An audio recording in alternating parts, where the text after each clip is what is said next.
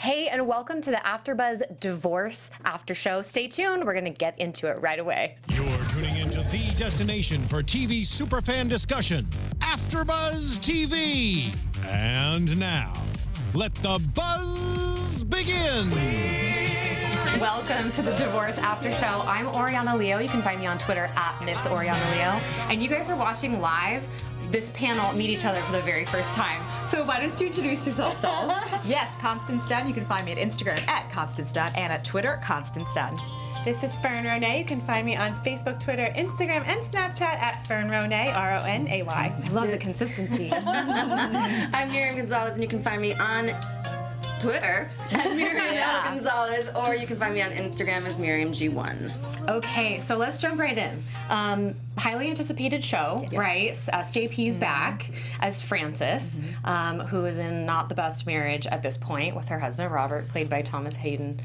Church. Yes, thank you, Thomas Haden Church. I'd like to take a quick poll and find out kind of how did you feel at the end of this episode? Like, up, down, in the middle? Like, what was your general feeling? In the middle. It's obviously a dark comedy. And it's very real, and I think it's very interesting, and it's very timely. So I think it was a great lay of the land in this pilot, and we're gonna go from here. But it was definitely thoughtful and interesting. So right in the middle. Okay. Yeah. I thought it would be an A+++ because I'm obsessed with SJP and everything she does. Yeah. But I give it a B+, but I have hopes that it'll be an A. Okay. I think the ending of the show was definitely a little insight to what we're about to see with these characters and where they go with this divorce, and the fact that, you know, as we get into the episode this evening, how a lot, even though she was wanting divorce in the beginning, the fact that she took it back and then it ends that way, it's Absolutely. like, whoa. Okay, so quick poll. Who here is married? Okay, 2 out of 4. Who here is single? Who here is divorced? Wow. And I'm only 33 years old. But I have to tell you that being on the other side of that makes this show that much funnier. And so I really do think it depends on your perspective. Because as someone who went through a very brief marriage and totally brokenhearted but made that choice, I think it's freaking hysterical. Oh, good. The whole show is hysterical because of the way that who people turn into, who we turn into, you know, the roles that we take, like all of these things that happen in relationships. Divorce just, you know, marriage just ups the ante, obviously, because you're making a really huge commitment. So this is interesting. So we've got single, divorced, married in the middle. This is going to be our temperature check as we move forward. Yes. Let's really quickly, let's just kind of go through the episode. We don't know these characters too well yet, but we've got Frances and Robert, and the opening is this shit in a can bathroom scene. What did you think, Constance? You know what? I was a little surprised because for it being quasi-highbrow, I'm surprised they're going to toilet humor in the first 30. That surprised me because you usually don't have to do that if you can get around it. But that surprised me. It was just a little distasteful and kind of stupid, to be honest. Interesting. I loved it. I'm Yeah. a fan of toilet humor, and not just because, speaking of marriage, my husband is the guy who came up with the Kmart Shit My Pants ad, so we're big toilet humor fans. So I was like, I love this show. I think it was realistic. You know, you have a husband and a wife. They can't stand each other. You know, there's 2 kids in the house. Both bathrooms are not occupied. And, you know, she's doing her morning ritual routine of moisturizing. And she could care less about what he's doing. And we see that when he says to her that he's shit in the Folgers coffee can. And that maybe not really that one can. You know, It was for effect. yeah, and so and you see, like, once you know, he emphasizes that he's like, he may or may not have done that. As he's walking out, she totally does the thing that when you're in a relationship and you're hating each other, she just flicks him off, and it's like, there you go, there you have it. And I like that it opened with the toilet humor because that is kind of how you know the romance is dead. Shitting in a can, and she doesn't, I mean, it's just, that means the romance is dead, period. And for me, it was really appropriate that that was the top of the show. And then we move on to the birthday party. Diane's birthday party, played by amazing Molly Shannon, right? And there's that humming scene. Just the little tiny thing of going into the car and she's humming the Paradise song and he's humming it and she can't deal. But what do you guys take if she turns it off and then he makes a face of kind of like, huh? Well, they're going to a party and they can't stand each other, and it's like... But so I have a question. Do you really think Robert can't stand Frances, or is it... I think that he's just comfortable.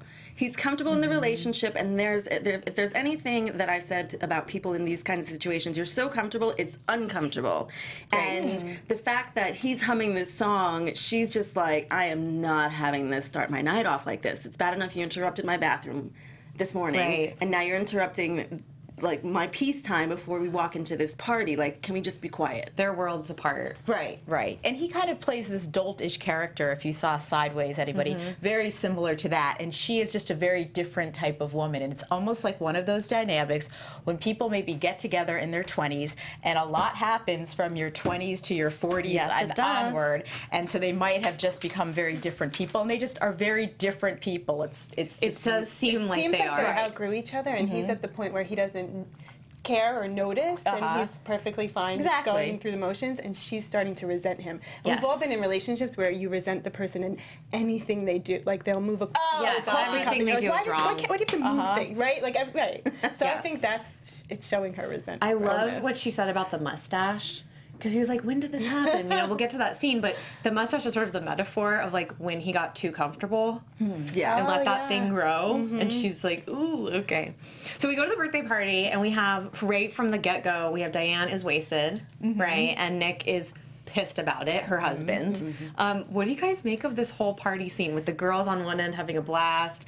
The guys are a little uptight. I like how they sat everyone, like they made it a seating arrangement thing. And it's obvious that these people, this group of friends, a lot of them are in the same situation as Frances. Not really happy in their marriage, not really happy with, you know, what's going on, how life has turned out. And so it's like, let's split the girls up so we can enjoy some time and wine together and chit-chat it up, and I can fill you in on all my juicy. And sit the boys at the end of the table. Maybe they can talk sports or whatever the hell they talk about, and they don't have to hear a word of what we talk about. It's funny because it definitely is people, they're affluent. I think this is Westchester County, New York. They have definitely achieved a certain level of success. But within that, within the beautiful modernist home, the beautiful table, the wonderful taste that these people clearly have, there is this kind of hollow shell. And you can think back to maybe a time when they were all a lot younger, and it was maybe some red wine and some spaghetti, but everyone was a lot happier. So I thought that was interesting. They definitely took some time with the designers on this Really line. good point. I love the writing. Like, I thought Diane's commentary about just how much she was hating her husband, and how the dog killed itself and left a note. I mean, that was too much. Really good comedy writing from these deeply unhappy people, which I honestly really appreciate it. Just because it's honest and like expecting everyone to be happy all the time, expecting any marriage to be great all the time, anything to be great all the time it's a lie. It's a fantasy. Right. It takes an awkward turn, though, when he decides to do the 50th birthday toast and completely just lays into her. Not even passive-aggressive. That was straight up just aggressive-aggressive. Yeah, he was mean. He was straight mean. He's like, she's never looked her age until now. It's like, oh my God. It's cruel. You know what I'm saying? You know, just most of the things that he said were just really mean, and in front of all of their friends, which is embarrassing. Right. So at that point, you see that Diane is like, you know what, screw it. She's just getting even more wasted and even more. It's her party, and she's going to do this her way. And, you know, it's even more icky. It's yucky. It's really icky because then he's like screaming for the maid to bring this gigantic dog. That won't come. You know, he's shy. He knows that she hates dogs, that she doesn't want another dog. The old dog just died. Like, she doesn't have a second.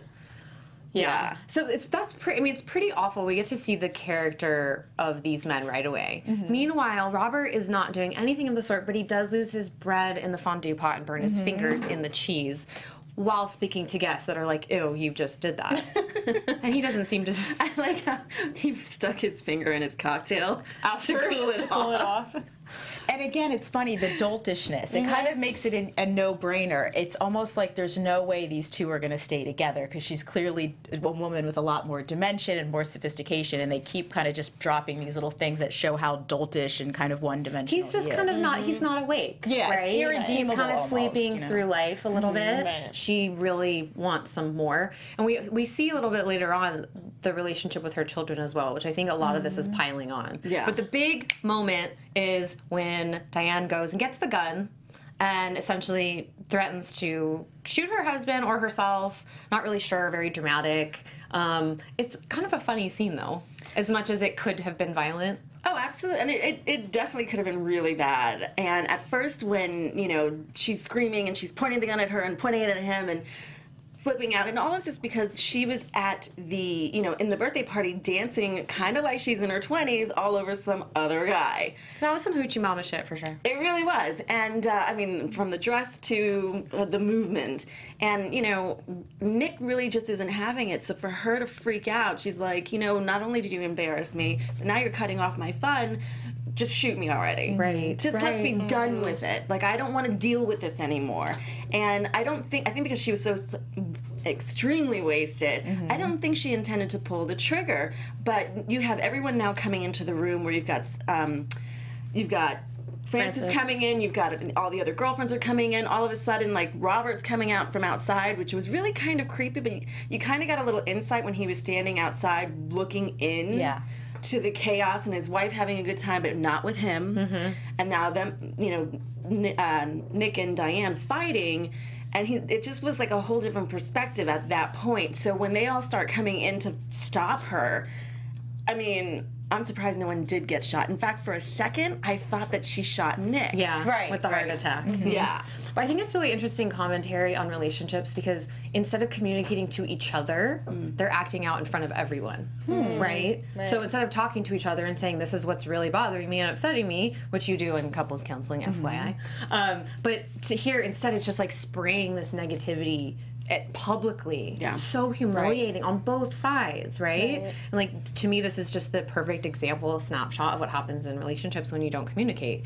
You know, you get bitter and you end up kind of spewing this negativity, especially when intoxicated. Right, and this is always this point. You're talking about this point. Relationships have life cycles, right? And it's at this point when it's become over the line, so over the line that you so disregard the other person that you almost don't have respect for them. It's always a bad sign. I think psychologists talk about this when they have couples come in and one clearly is just not respectful of the other, or you both are just completely disrespectful of the other, particularly disrespectful to someone as a man or disrespectful to someone as a woman. So I think there's a lot of that here. I have to say, I thought she looked great in her dress. And if they were happily married, he would have been like, you look great, wear this dress. Sure. Right. And if they were happy, you know, who knows who this guy was that she was dancing with? It could have been like a, you know, friend she'd known for years and was not attracted to her. It could be poor Malcolm with his loaf of human loaf of bread. But I think like he was embarrassed of her and angry with her to begin with, no matter what. But he pushed her over the ledge in the first place, in my opinion. Right. And so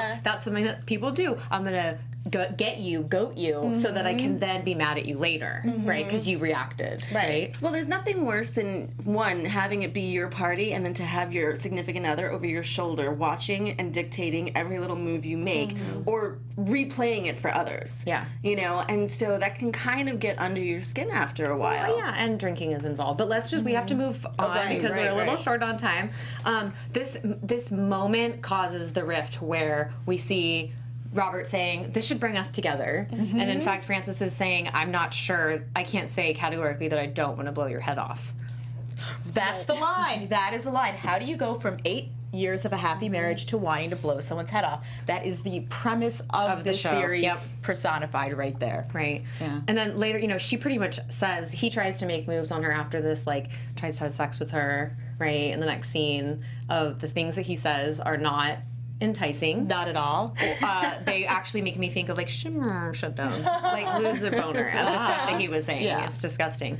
And she's walking the kids to school walking them to the school bus, and I feel like she's not even getting the attention from her children. Oh, they were definitely bad. Well, in the beginning they were bad, and so I was a little confused about the relationship with the kids, but they are teenagers, and you know. they half-ass things as teenagers. And again, with the cycles of relationships, it's like, I'm not a parent, but I can imagine having your child grow up and watching them go through these phases and becoming independent and not really wanting you anymore. Right. Like, that's got to be kind of gutting as a mother. Yeah. Anyone here a mother? No. And then Not the school yet. bus scene, because obviously you're mortified. I mean, think back to when you were that age. If your mom's like trailing you my God. behind and you're like, oh my God, let me disappear and You know, she vaporize. also does not stick to her threat about the weekend or whatever it is, which I was like, oh, she's so weak. Like, weak parent. Like, oh God, this picture isn't very pretty. Right, it isn't pretty. But we see her on the train with her girlfriend, who I can't remember her name. Anyone remember? Played by Talia Balsam, who is a great actress. Great actress. Yeah. Fans are gonna have to remind us next time. Yeah. But you know, they're having the conversation, and Frances is like, you know, oh, Julian's her guy with granola, and she thinks the kids will be happier. And her friend gives that wake up call. Right. Right. What do you guys think about that? I thought it was very, very sage. Because it's true, but it's almost like she doesn't care. You know, when you're so unhappy in something, it's like, I could go sit in a studio apartment in North Hollywood for the rest of my damn life and it would be better than what's going on right now. That's the measurement Right. of how unhappy you are. Yes. Right? Yes. And she even asked, are you happy being on your own? You're not going to find anything better. Like, kind of a Debbie Downer. Right. But she's realistic, I think, when she's like, you think you love this guy because he's making you come. Let's just be honest. Julian. Right? And listen, men, if you're doing it right, we are going to think we're in love with you. It's a problem. It's a problem. And that's kind of what we see, is that she goes over there and Julian hasn't listened to her messages. Also, don't know his name, but he's fantastic and is in Flight of the Conchords and a couple other New Zealand programs. He said he had his earplugs in and he didn't hear her messages.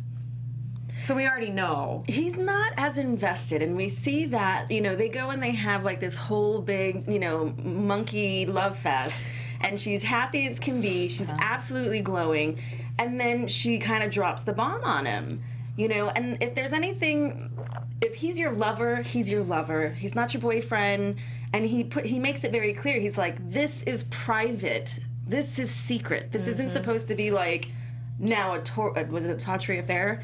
Right. You know, and it just, her reality kicked in at that point, because it's like, oh, let's order pizza, let's chill, let's Well, he whatever. felt safe because it was a secret. Yeah. As soon as it was no longer a secret or taboo, he wasn't into it anymore. Right. And And then he the said kids. it's a bit of a shock. It shouldn't be a shock to you. If you really love each other, he would be like, when are you going to leave your husband? Yes, exactly. Absolutely. Well, he says to her during, you know, this whole interaction that when they did foreplay, and he would say, when are you going to leave your husband? When he's like, I thought that was just foreplay. I didn't think that was for real. Which is a great example, again, of like men and women and how different we think and relate to each other. And here she's off in this little thinks she loves him land, and nothing could be really further from the truth. And they're both coming at this from very different perspectives. I did like the Sriracha t-shirt, though. Sriracha sauce. I was like, I'm going to get one of those. So she's kind of jilted. Frances is a bit jilted. Like, she kind of can't believe it. This was supposed to be the highlight, right? Like, yay, I'm leaving my husband and we can have fun. And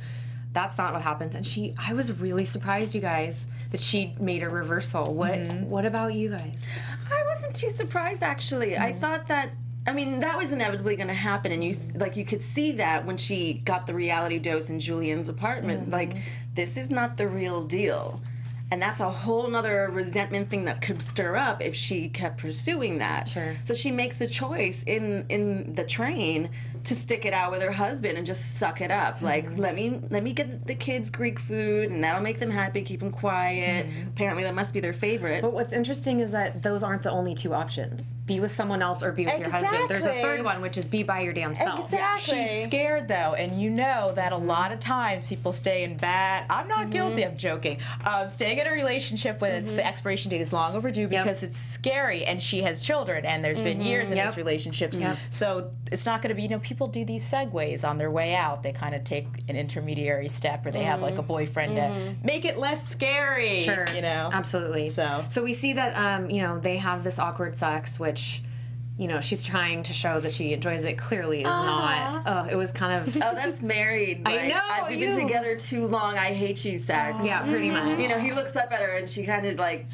gives him the fake smile type thing. Yeah. And then he handles So you guys, we only have a few minutes left. Oh, right, we could right. talk about this forever, apparently. But I just want to kind of brush through a few things that I noticed. We see that Robert is trying to get a bird's nest out of a tree with a shovel. I think that's a really good symbolism. Right. And then when she returns to the house from Diane's, who has clearly completely self-absorbed, not listening to her at all, and like wants her to testify on her behalf in case her husband dies. She's got the dog. She comes home and Robert won't open the door at all. Well, he finally decides to investigate who this Jay is and calls him up to confirm. And it's obvious when you know someone's sleeping, like you just know when there's something going on there.